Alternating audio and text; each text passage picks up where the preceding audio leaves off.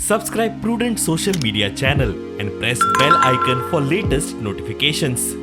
Something which is very important for all of us to understand, that there is no regular checkup by the Goa State Pollution Control Board, and as long as the Goa State Pollution Control Board doesn't get themselves equipped to do a proper surveillance and a regular check, I think all this transportation of coal all throughout should be stopped, whether it is by rail or whether it is by road, and even unloading it and loading it at the port should stop. And only after all the facilities being done and when you have all the compliances are being met with, we should not start this. So you can imagine the amount of coal that will be spilled on a regular basis along the track, which will be washed away into our groundwater. And with this lead that we have got, 1.296, which is very, very high comparatively, we are in for a disaster where there is going to be a lot of poisoning of our children with lot of nothing but neurological diseases.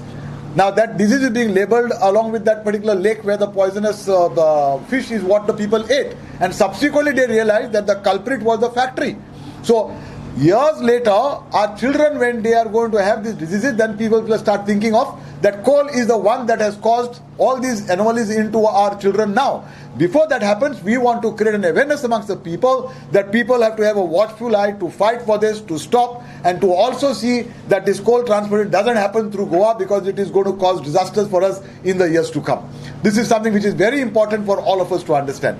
And as long as the Pollution Control Board doesn't have the surveillance, they do not have the regular checkup, and they do not go on a surveillance to find out how much is spilled over on the roads and how much is spilled over the tracks, Goa is in for a disaster in the few years more to come. Exactly. See, this is why, because of nothing but the crony capitalists who are being favored by the government. And that's what the BJP is doing today.